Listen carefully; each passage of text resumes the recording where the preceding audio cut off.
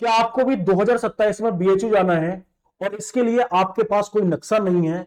वो नक्शा आज के सेशन में मैं आप सभी को देने वाला हूं, जिसके माध्यम से आप बीएचयू के गेट तक पहुंच पाएंगे और अंदर पढ़ाई कर पाएंगे। नमस्कार प्यारे बच्चे, मैं उत्तम और आप सभी का स्वागत करता हूं सीयूटी हिंदी मीडियम के यूट्यूब चैनल पर। आप सभी लोग आ चुके हैं। अगर आप सभी का सपना है बीएचयू जाना, बीएचयू में पढ़ाई करना और महामना की बगिया में खेलना कूदना और अपने जीवन का सर्वांगीण विकास करना, तो आज के सेशन में आपका हार्दिक स्वागत और अभिनंदन है। देखो, बीएचयू जाना है तो किसके माध्यम से बीएचयू आप लोग जाओगे? सीयूटी एग्जाम 2027 के माध्यम से। तो सबसे पहले करनी होगी आपको सीयूटी एग्जाम की प्रिपरेशन। जिन बच्चों ने स्टार्ट नहीं किया है तो अभी से मन बना लीजिए, संकल्प कर लीजिए और तैयारी को शुरू कर दीजिए। आज के सेशन में मैं कंप्लीट रोड मैप बताऊंगा, जिसके माध्यम से आप अपने सपनों को नई उड़ान दे सकते हैं और बीएचयू में एंट्री ले सकते हैं। ठीक है, तो कंप्लीट रोड मैप के बारे में चर्चा करेंगे।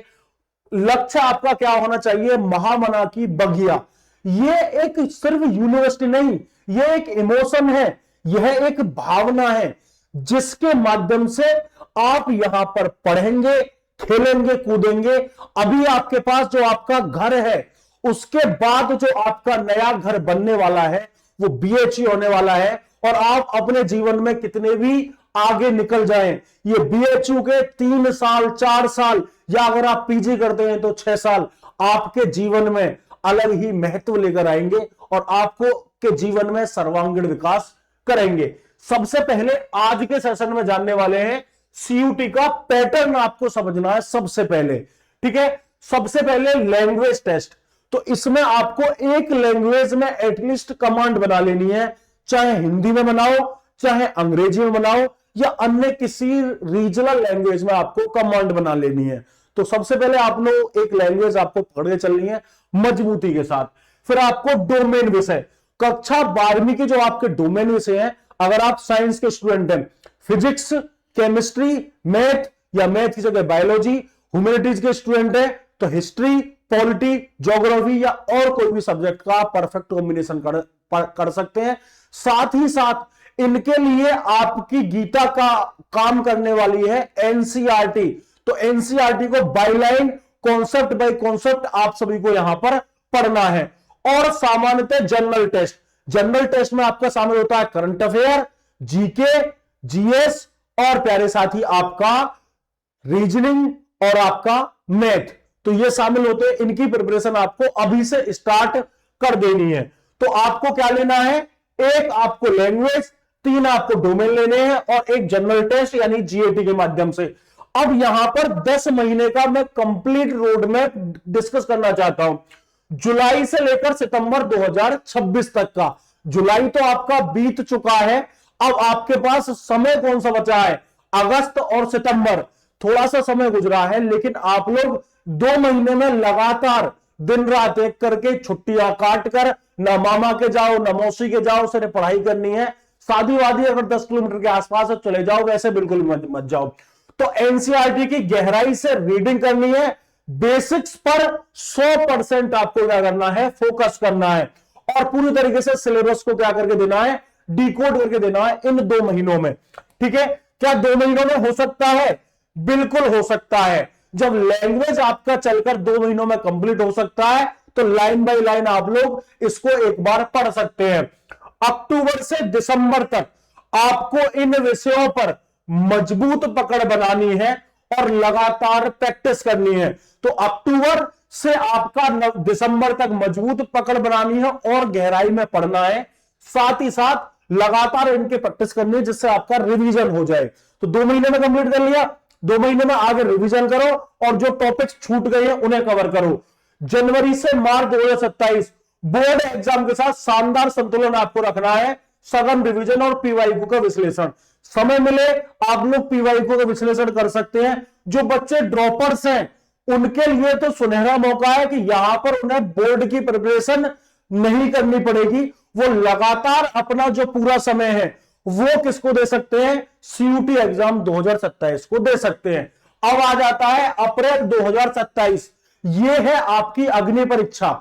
यहां पर आपको कुछ भी नया नहीं पढ़ना है, जितना पढ़ा है उसका रिवीजन और डेली मॉक टेस्ट, कम से कम 2 मॉक टेस्ट, और संडे को अधिक से अधिक आपको 5 मॉक टेस्ट देने हैं। मॉक टेस्ट देना ही सफिशिएंट नहीं है, उस पर आपको काम क्या करना है कि मॉक टेस्ट का विश्लेषण करना है, और जिस टॉपिक से सवाल गलत हो रहे हैं उस टॉपिक को वापस क्या करना है, रिवीजन करना है, नए टॉपिक आपको नहीं पढ़ने हैं।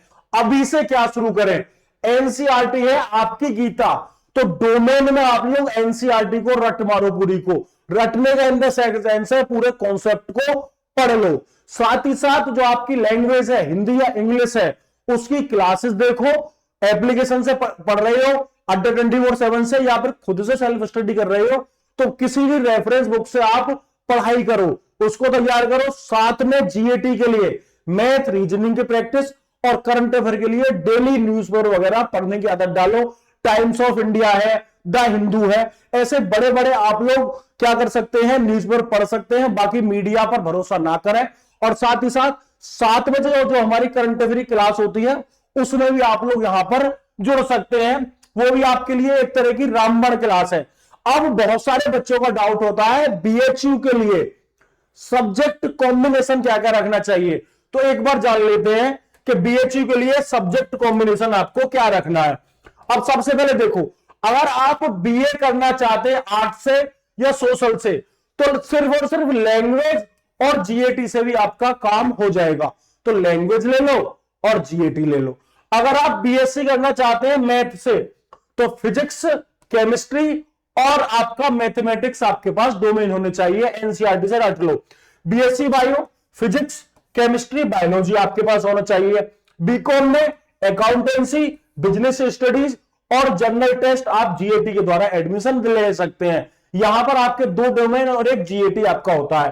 परफेक्ट 5 कॉम्बिनेशन भी ले सकते हैं, 3 डोमेन ले लो, एक जीएटी ले लो, एक लैंग्वेज ले लो। देश की 240 में से कोई सी भी यूनिवर्सिटी हो, सभी में तुम्हारा एडमिशन क्या होने वाला है, पक्का होने वाला है।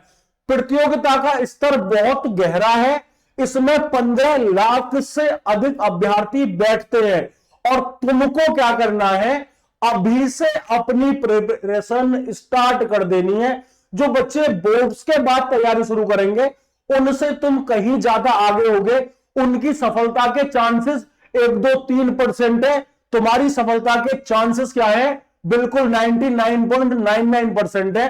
कब, जब तुमने ईमानदारी से मेहनत की। 4 घंटे टेबल पर बैठ रहे हो, आउटपुट क्या निकलना है 1 घंटे का, तो 4 घंटे बैठना व्यर्थ है। जब 3 घंटे बैठे और 4 घंटे का आउटपुट निकले, तो तब एक तुम अच्छे स्टूडेंट हो।